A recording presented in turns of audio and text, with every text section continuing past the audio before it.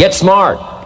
Here's a couple of parts to it. Number one, your own personal experience, right? If you've had a bad week, just sit down and ponder that for a while. Study it. See if you can't pick up some ideas from a poor week and then make a better week, okay? Learn from your own experiences. One way to learn to do it right is do it wrong. I mean, that's one way to learn to do it right. Do it wrong. Now, the key is don't let it take too long. If you've done it wrong for a year, we suggest that's long enough. You don't need another year just to prove a point. No, 1 year is enough. Learn from your own experience. Develop your own personal philosophy here. Philosophy, major determining factor in how your life works out. Each person's philosophy is like the set of the sail. The same wind blows on us all. The difference in where we arrive at the end of the week, at the end of the month, at the end of the year is not the wind that blows. And the wind is blowing around the world. The world is in solution. Things are a-changing. The walls have come down. All kinds of things are happening. In Russia today, the winds are blowing. But what's going to make the major difference? Each person's personal philosophy that sets a better sail, sets a better sail. So don't ask for a more favorable wind. That's like wishing something that's not going to occur. Don't be a follower, be a student, right? Take advice, but not orders.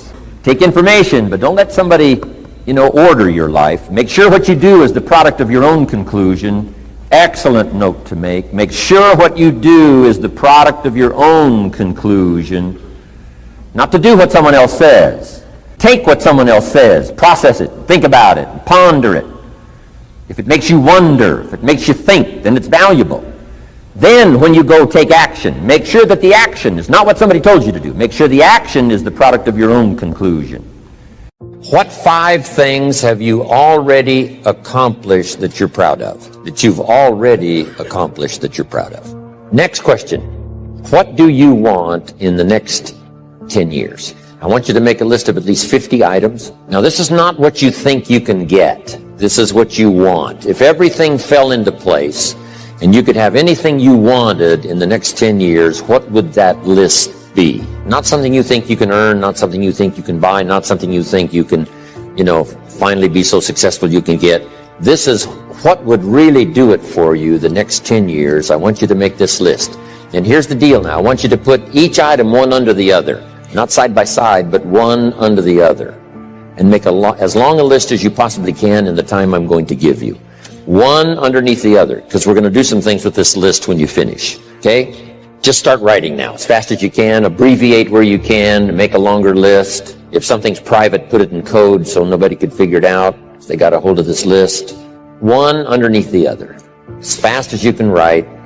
Just let your dreams, run free here. Not what you think you can get, but what you want. If everything fell into place and you could have whatever you wanted the next 10 years, what would that be? Little things, major things, insignificant things, doesn't matter. Just make the list. Places you want to visit. I've been to a lot of countries, but I got a long list of countries I haven't been to yet.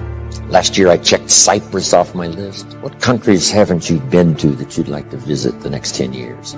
Cities you'd like to visit. I've never been to Venice. I've been around the world and all over Italy, and I've never been to Venice, so it's on my list. I haven't been to Egypt. I haven't been to Saudi Arabia. You'd think I've been everywhere, 39 years. Not yet. What experiences would you like to have in the next 10 years? Parachute out of an airplane, star in a movie, play in a rock and roll band, win a gold medal in the Olympics, start a new family, try a new sport. What do you want for your children? That's a whole list in itself. Education, places you want to take them. What new skill would you like to learn over the next 10 years? When I started learning new skills at age 25, it changed my life. I learned sales, multiplied my income by 5 first year. I learned how to find good people, recruiting, multiplied my income some more. Learned how to organize, learned how to promote, rewarding people for small steps of progress. I became so good at that, my income went crazy. Maybe you'd like to give seminars, write some books. The next 10 years. Some things right away, within the next year, some on out there. Benevolence goals. Maybe you've got a long list of projects you'd like to support. Now, this is not what you think you can do. This is what you'd really like to do. Mark Hughes had a passion for helping kids that had drug problems. One year he gave $8 million $8 million. When I first met him, he couldn't give 800. Finally, he could give 8 million. Andrew Carnegie said, I'm going to spend the first half of my life accumulating money, and I'm going to spend the last half of my life giving it all away. That's big time. In the first half of his life, he accumulated $400 million, which back then was a lot of money. Guess what he did the last half of his life? He gave it all away. So keep your list going. What's got you turned on? Maybe you've been turned off until you got here this weekend. I want you to start working on turning your lights on for accomplishments. You can't believe what you can accomplish if you'll just work hard on this list now. You know, it's amazing how adults have, a problem with this, right? Let's see. And kids don't have any problem. They'd be asking for extra sheets of paper by now. I mean, kids say, you mean anything I want the next 10 years? Yes, write it all down. They would go like crazy. A cabin in the mountains, upstairs maid, a cook, a chauffeur. How about your investments, properties? One of my goals was someday to be financially independent. We're going to talk about that a little later. My father convinced me years and years ago that someday I should be debt-free, owe no one anything. My mother and father practiced that. When I inherited the estate, all the lands and the house and the buildings and the things and the cars and everything, guess how much was owing when I inherited it all? 0. Not one penny. Everything free. It is a glorious feeling for no one to have a claim on anything you got. Maybe you want to be in the top 10 in wealth. Is Bill Gates still number 1? The top 10 or the top 20? I mean, whatever. Maybe you're working on a new invention. Congratulations. Someday. Who knows? Make a list of your health goals. Got to have a good physical support system over the next 10 years. How healthy do you want to be? Eliminate some illnesses. Eliminate some weaknesses. Get strong for competition in the 21st century. One of my goals was to have a residence in each season, for each season. Finally check that off my list. So I could spend winter here and summer here, autumn here and spring here. Residence for each season. An apartment in Manhattan. A ranch in Brazil. What would really do it for you the next 10 years? Some goals for your career, your business. I put a little revenge on my first list. Some of the people that said I couldn't do well, they were on that first list. Couldn't wait to get my new car, drive it up on their lawn, and say, oh, pardon me, here's the money to have it fixed. I mean, I had some stuff on my list. Something that would give you incredible satisfaction. Old Testament, God says, vengeance is mine, all mine. No wonder he wants it all. It feels so good. If I was God, I'd want it all. What would really do it for you? Some scores to settle, gently but deliberately. My Japanese friend, Toro Ikeda, San Jose, California, put on his first list, a Caucasian gardener. I thought, hey, that's good, Toro. What would do it for you? A hobby you'd like to start. Collecting. New car, become a race driver. I got this neat little motorhome, right? Put the dirt bike on the back, away I go. I'm now putting a fax machine in my motorhome so I can be a little more in touch even when I'm gone. Here's my new mode for the future. In touch and out of reach. That's the new deal. So yes, you can, right? You can contact him, but you can't find him for a while. He's gone. So, what is your goal for the future? To get away, something that would really serve you well in terms of refreshing, change of pace, skills you want to help teach your children. I taught my girls how to swim, how to dive. Such great satisfaction when they used to say, watch me, Daddy, watch me. Look how good I am. You taught me, watch me. Got a good phrase for you. This is a good one to put in here. All life seems to wish to reward its benefactor. All life wishes to reward its benefactor. If you take especially good care of the flowers, they will bloom especially bright for you. If you teach your children, they will want to show off for you. Daddy, look how good I am. All life takes delight in rewarding its benefactor. What classes would you like to teach? My friend Lydia Colon, who 20 years ago invested $1, now she's a millionaire. One of her specialties is helping young parents do a little marriage counseling. right? Some of those early years, right? 2, 3, 4, 5 years, those early years are pretty tough to get through. What specialty would you like to learn? Make a contribution to society. Make a contribution to your community. Does most everybody have a list of 50 now? Okay, that's almost everybody. Okay, now put a little star there, right, that says you can continue this list. This doesn't mean this is all you get. Say, no, this is just to get you started. Because I promise you, when you get back home, you'll think of 50 more and 50 more and 50 more that you couldn't think of while you were here. And this list can grow and grow and grow. Now, here's what this also means. If you have a lot more time than we have today, you can take plenty of time to just have people make as long a list as, possible. Okay, now we're going to do some things with this list. Here's the next exercise. I want you to look at each item on this list you've made and give each item a number. The number being a 1, 3, 5, or 10. And this is why.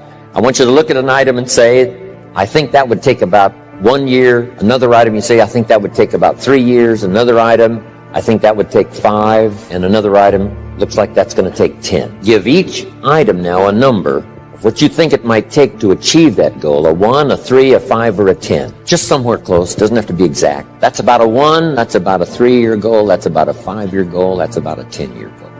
If it's less than 1 year, just make it a year. If it's more than 10, just make it 10. 10 plus. So, running a marathon. Now, as soon as you've given each item a number, I want you to now go through and count them. How many 1s? How many 3s? How many 5s? How many 10s?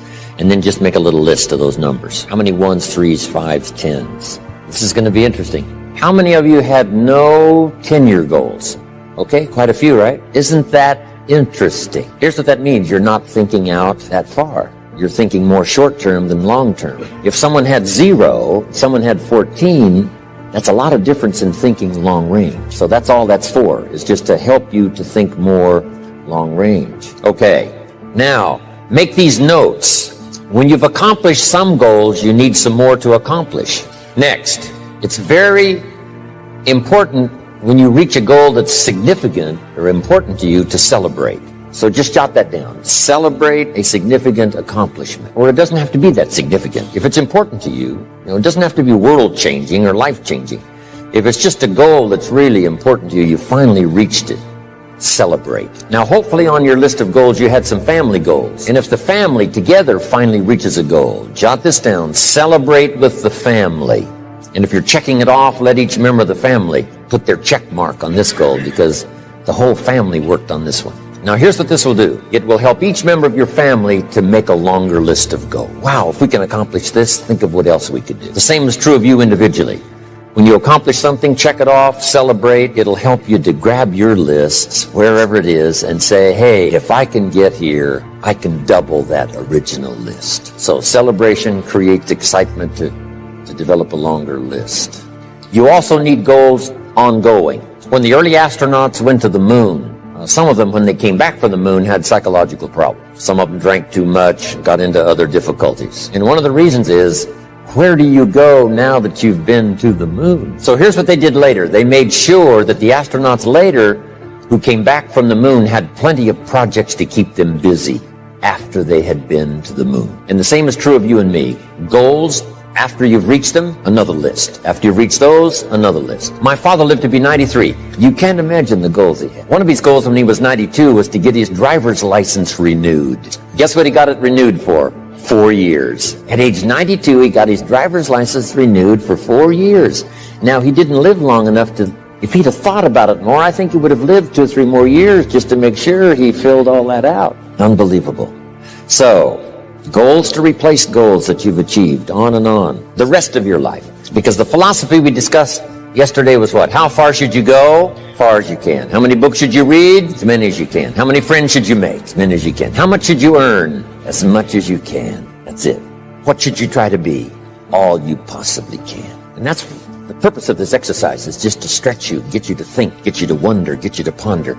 I wonder what might be possible. If I could get everything I wanted, what would that be? Now, here's the next exercise. Okay, jot down the question. On your list of 1-year goals, which are the 4 most important? So now I want you to go back over your 1-year goals and pick out the 4 most important. Now, if you've only got 4 now, this is an easy exercise. But you might add some more to your 1-year list if you haven't got enough.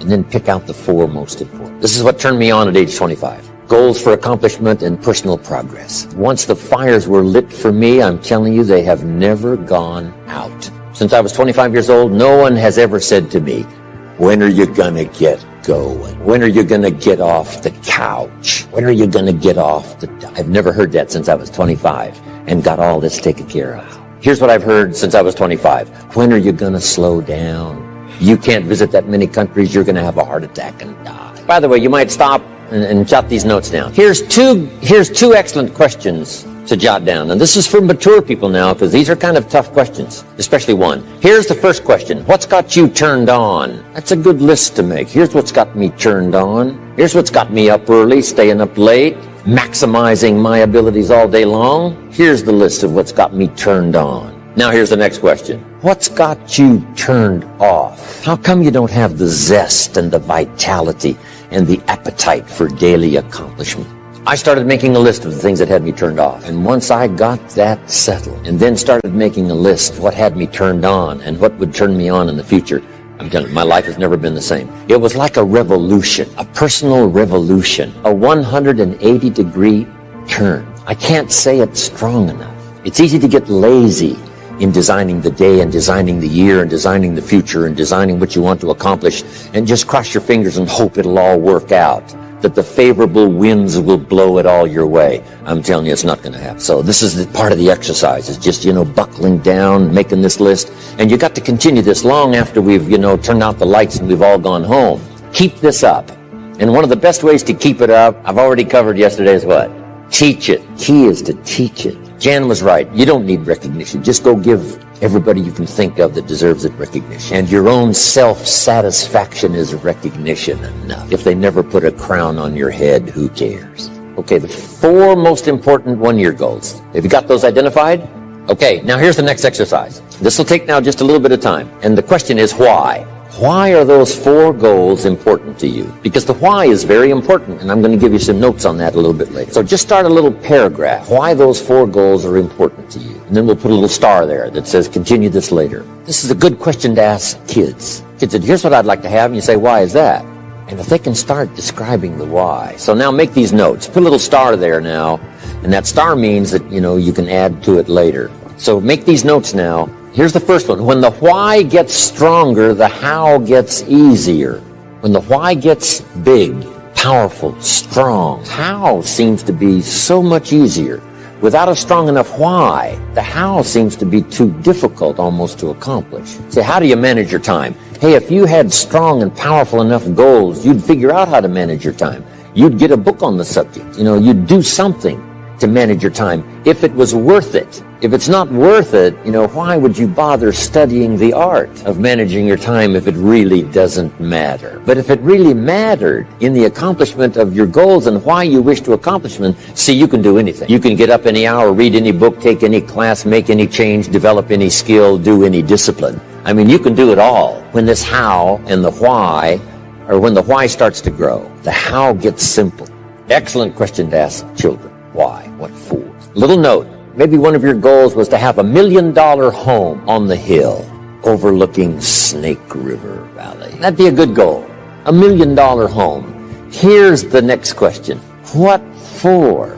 What for? A house is a house is a house with bricks and wood and walls and roof. Gee, yes, $1 million home. That'd be wonderful, but what for? So now jot this down. Purpose is stronger than object. The object would be the house, and that'll pull. That's a worthy goal to go for, the object of the house. But here's a stronger goal, the purpose for the $1 million home. You say, well, it'll be the centerpiece of all the family's activity, with all kinds of unique people coming and going, and the influence and things will be happening in this place. See, now we're getting somewhere. So if you got that line, it's one of my best for the whole day. Purpose is stronger than object. It's okay to have plenty of objects to go for on your goal list. But always keep asking yourself the question, and sometimes it's good to just write it out. Here's why I want this money. Here's why I want this place. Here's why. And you start developing those reasons. And I'm telling you now, this starts to become incredibly powerful. Now here's some more notes. Some of your goals should be personal development. The person you wish to become. Develop skills that make you attractive to the marketplace. Develop the temperament and the attitude that makes you attractive to the business world. The attitude and the temperament that makes you a splendid father, studying the art. Because here's what's important. It's not what you get that makes you valuable. It's what you become that makes you valuable. I keep saying this year after year for the last 39 years publicly. It's the person you become. The idea of becoming an attractive person, a skillful person, a good friend, a good colleague, a good partner, a good member of the round table, a contributor. See, that's the key, the person you become. Okay, now here's the next exercise. Isn't this good stuff? I mean, I'm telling you, this stuff changed my life, altered the course of my life, from milking cows to sitting on this stool. Incredible. What a journey. And part of the explosive stimulation started when I met Earl Schoaf, and he asked me, have you got a list of goals? And I said, no. And he said, then I can guess your bank balance. I thought, whoa. I immediately started studying the art and the accomplishments of it. It helped to change my life. Now, here's the next exercise. I want you to look now at the whole list that you've written and the exercises we've done.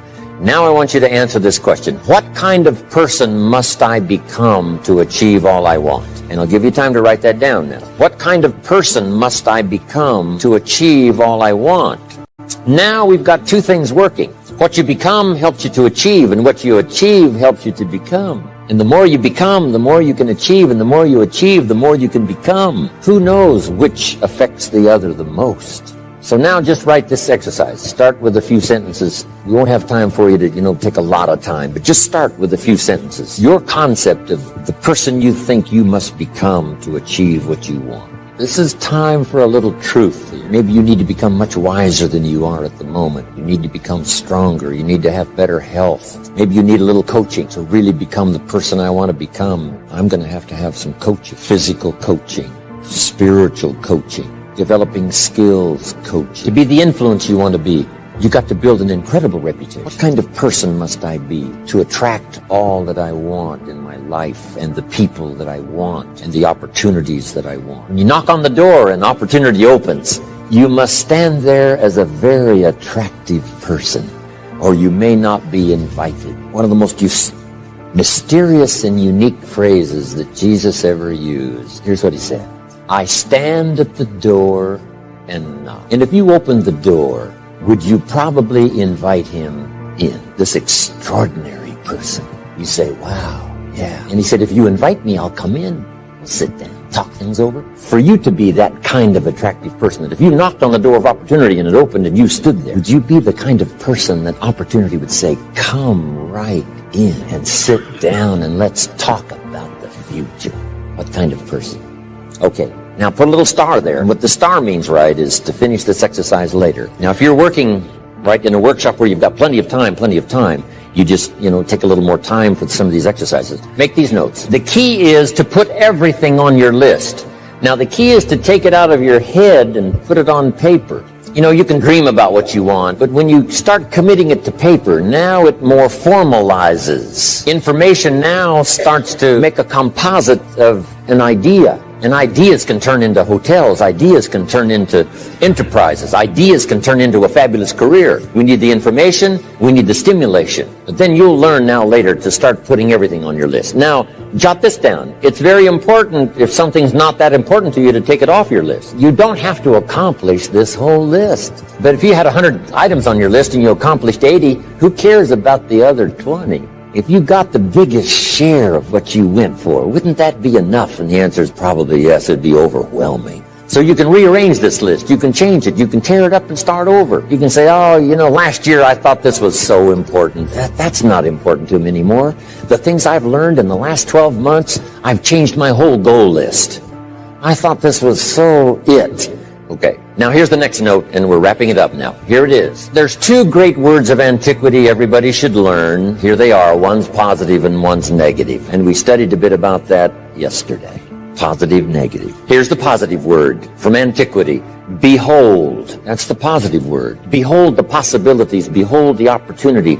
Behold the future and give it design. Behold and look at the chances you've got. Behold, spring has come. Behold, the day has arrived, and the sun is shining, and the shadows are fleeing away. Behold, the next person you can meet might be your friend for life. Behold, the next person might be a colleague forever. Behold, that's the positive word, behold. Now, here's the negative word, beware. Now I want to give you a sentence to jot down that's very valuable for this weekend session. Here's what it is. Beware of what you become in pursuit of what you want. Beware. All of our lives we have to deal with behold and beware. When a kid goes to school, it's behold the opportunity and beware the dangers. Behold and beware. So beware of what you become, pursuing what you want. Some things I went for in the very beginning cost me too much. I got so obsessed with some things that I found out later the price was too big to pay. If I would have known better, I never would have paid. But sometimes we learn when. So don't become so obsessed with something that you lose your sense of reason or it costs you your friends. Don't be so obsessed with something that you compromise your virtues and your values. The story says Judas got the money. You say, well, that's a success story. No. It's true, 30 pieces of silver was a sizable sum of money, but it was not a success story. His name was Judas. Doesn't that ring a bell? It makes all the difference in the world. Judas got the money. Here's something interesting about the story of Judas. After he got the money, he was unhappy. Someone says, well, if you had a fortune in your hand, why would you be unhappy? And here's the key. He was not unhappy with the money. He was unhappy with himself. Here's a key phrase. The greatest source of unhappiness is self-unhappiness. It's not from outside the things that make us unhappy. The greatest devastating unhappiness is to be unhappy with yourself. Now, a mild form of unhappiness is constructive. The desperate form of unhappiness is destructive. It's like worry. We should all worry a little, but not let it destroy our lives. If you're in New York about to step off the curb in downtown Manhattan and the yellow taxi's coming, best you worry enough to get your feet back up on the curb lest you get yourself wiped out. So it's called caution, but not undue caution. It's called fear and worry, but not the worry that kills you, not the worry that destroys you. It's like hate. You don't need to hate your job. Save your hate for the important things like evil, like the weeds that attack your garden, like the diabolical ideas that try to entice your children. You don't need to hate everything. I hate this, I hate that. That's the misuse of your hate. Save it for the things we really must hate. But this is so important now to beware. Judas was so unhappy, he tried to take the money back. They said, heck with you, we got what we wanted, you got what you wanted, out. They threw him out with his money. Now he becomes so desperate, he goes out and hangs himself for what he did. He became a traitor. So that's the caution now. If Judas could speak back to us in any kind of clear language, here's what he might say. Beware of what you become in pursuit of what you want. Don't sell out. It's not worth it. And now here's the last note. If you'll start this glorious journey of being meticulous, deliberate, and hardworking about setting your goals for the day, setting your goals for the month and the year, setting your goals for your family and yourself and your business and your colleagues, start thinking forward. Here's what you will become. A major contributor, not only to yourself, but a major contributor to others. And that's exactly what you want. Here's another little subject before we quit this now. I just mentioned it a little earlier before we started this class. Jot this down on personal development. This is especially for married people that have children. If you're married and you have children, I got some great advice for you. Here's the best I can give you. I'm not a counselor, but this is great stuff. Here's number one. If the parents are okay, the kids are okay. Chances are high, odds are high. If the parents are okay, the kids are okay. Your own self-development is the best contribution you can give to your children. Not self-sacrifice, self-development and contribution. Self-sacrifice usually earns contempt. Self-development and self-investment earns respect. I used to use the old phrase, I'll take care of you, you take care of me. I found out how short-ended that was. I changed it, and Bob Cummings, the old movie star, helped me to change it. Here it is, I'll take care of me for you, if you'll take care of you for me. The best contribution I can make to you, if you're my friend, is my personal development. What if I become 10 times wiser, 10 times stronger, 10 times better, 10 times more unique? Think of what that will do for our friendship. If the parents multiply their own personal value by 2, by 3, by 5, by 10, what would that do for their children? Wow. If the parents are happy, I'm telling you, the kids will be happy. If the parents engage in unique lifestyle, don't miss anything. Drink deep of the cup of whatever's available. I'm telling you, if the parents are okay, the kids are probably going to be okay. Wow. If you're on an airplane, the stewardess says, if we run out of oxygen, these masks are going to drop down. And then she says, make sure you take care of your children first. No. Would you underline no? Would you underline no? No. Have you got that? You should take care of your children first. No. It says put your mask on first. You take care of yourself first. Then you assist your children. And I just mentioned that would be a good title of a book, wouldn't it? For parents, put your mask on first. Isn't this good information? The best contribution to your company is your self-development. The best contribution to your husband or your wife is your personal development. To become all you can become, as wise as you can and as kind as you can and as unique as you can, that's the best contribution. Not self-sacrificing, self-development and self-investment. Maybe that little talk might be worth the price of the weekend for the time and the money. It was helpful for me. Here's one more on that. With your family or whatever decisions you have to make, if you've made the decision, best decision you can, but it's going to cause some pain, here's what you must learn to do. Accept the pain, but not the guilt. There's part of our head sometimes that tries to make us feel guilty if we've made a decision that's been painful, not just for us, but maybe even for other people. But it had to be made. So here's the key to accept the pain, but not the guilt. Because it's not pain that destroys you. Isn't that goal-setting session fantastic? I mean, this is life-changing stuff.